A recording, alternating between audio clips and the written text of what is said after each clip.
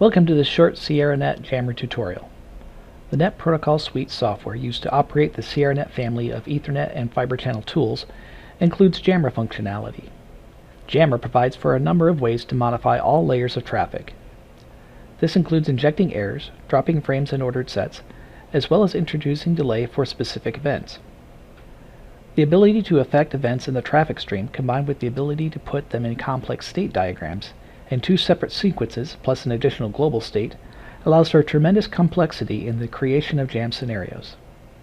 The following tutorial provides some ideas on how to get started creating many common jam scenarios using the Infusion tools and avoid some common mistakes.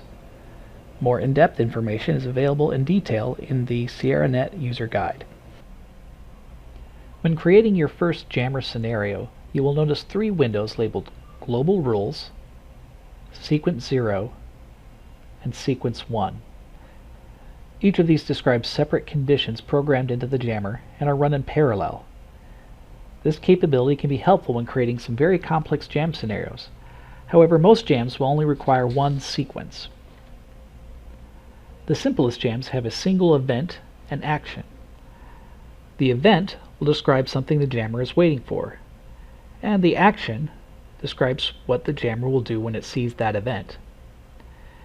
In the upper right of the Infusion Scenario Manager window, we see a window for Event showing a tree of different events the jammer may possibly wait for. You can navigate the tree to find the event, or simply type the name of the event you are looking for into the filter field. Select any one of these events and drag it into the state 0 of sequence 0. Depending on which event you picked, you may be presented with a template editor or other dialog box where we can define additional details for this event.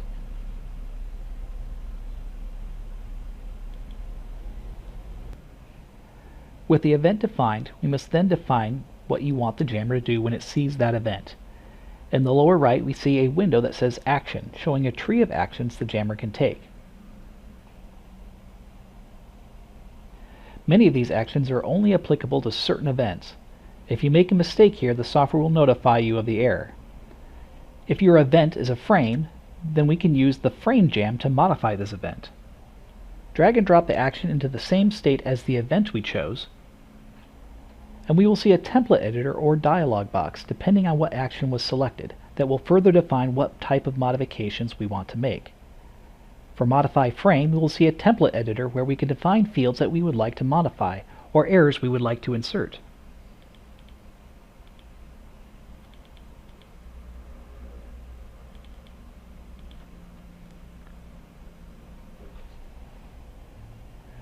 We can create a CRC error simply by selecting Insert Invalid CRC from the CRC dropdown.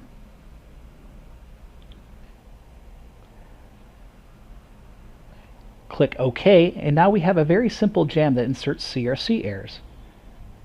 However, there are a few other important things to be aware of. The jammer will continue to perform these actions for every event it sees matching the criteria we have defined, as long as it remains in state 0. In this example, every frame the jammer sees will have a CRC error. If we only want to inject one single CRC error, we can go back to our frame jam template and click the checkbox for Stop Scenario after nth occurrence. If it is set to 1, it will stop the jammer after it performs this action one time.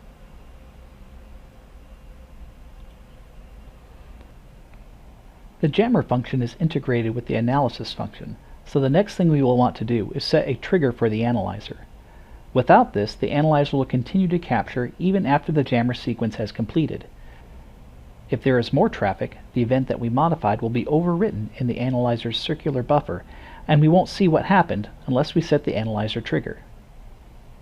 The analyzer trigger is simply another action that we can add to the same line in state 0.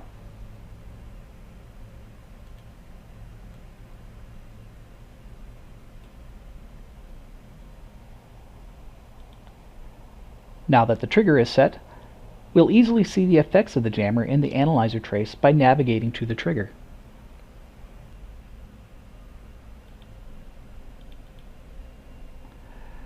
Now that we can modify a single event, Let's talk about using counters to modify multiple events. When using the jammer for repetitive operations, counters are employed to define how frequently we want the modifications to occur, or how many modifications we want to make. For example, if we want the jammer to periodically drop some amount of already ordered sets from the link, we can begin by setting our event to already and action to ordered set jam delete.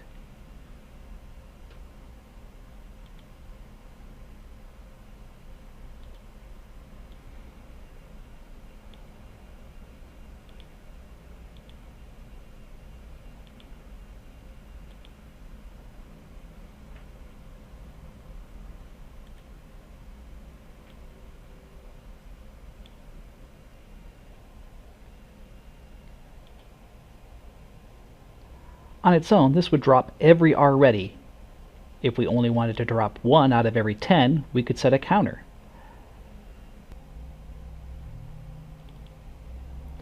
The event counter may be set in the editor window.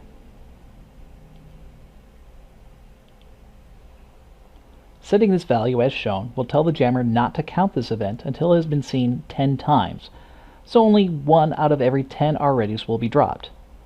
Note, this counter does not mean that it will perform the jam 10 times.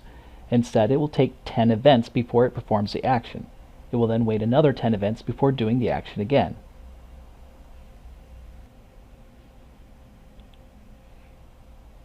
If we wanted to instead drop 10 alreadys and then stop, we would instead go to the action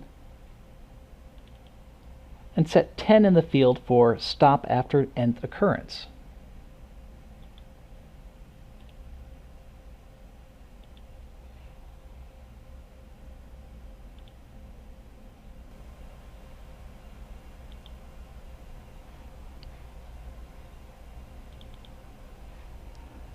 In addition to modifying or dropping events, the jammer can also be used to delay a specific event. More specifically, it can capture an event, delete it from the traffic stream, and reinsert that event later. To do this, we begin by setting the event to match the event we want to delay. For example, if we want to delay the status of a Fibre channel response frame, we'd find this event in the event window and drag it into state 0.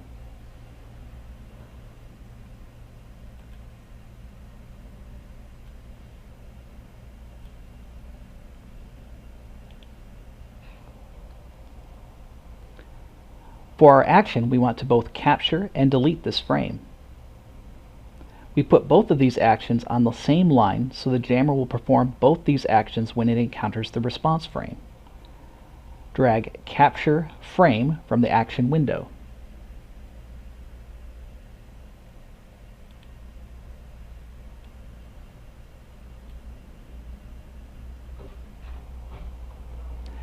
There is a frame capture index that indicates the possible index numbers that could be assigned to this frame, in case we wanted to capture several separate frames. For now, let's just leave this frame index to frame 0. This will capture and save the frame for later reinsertion. To remove this frame from the traffic stream, drag over Frame Jam Remove.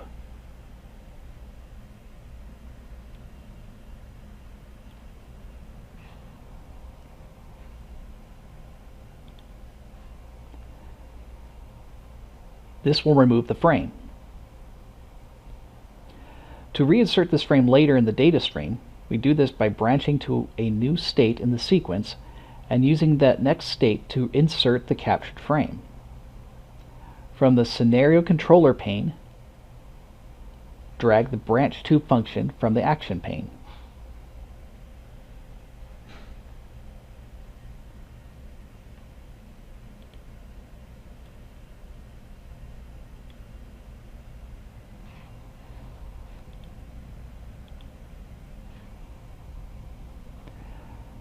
Setting the destination parameter to new state will add a new state to the sequence.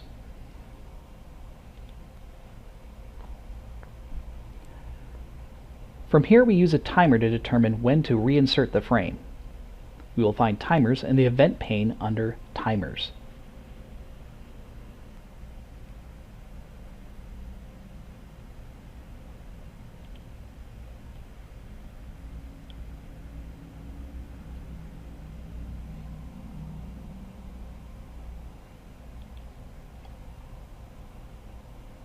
To reinsert the frame captured in state 0 into the data stream, we need to drag the Insert PreCaptured Frame function from the action pane.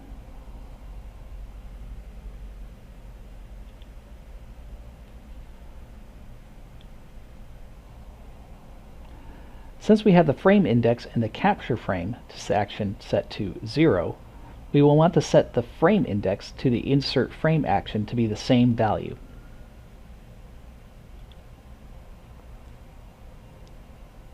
From here we are almost done. The scenario, as created, will capture and remove and reinsert the frame later. Remember, the jammer will continue to execute the events and actions of the state it is in until we either jump to another state or the scenario ends. If we do nothing else, the jammer will reinsert this captured frame repeatedly at the interval set by the timer. To control the action, we need to set the number of occurrences in the Insert PreCaptured Frame window.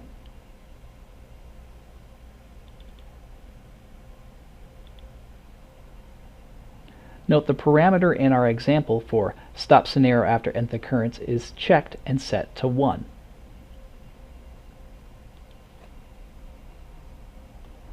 We also want to trigger the analyzer. From the action pane, drag the trigger function into state 1 to trigger the analyzer at the time the frame is reinserted.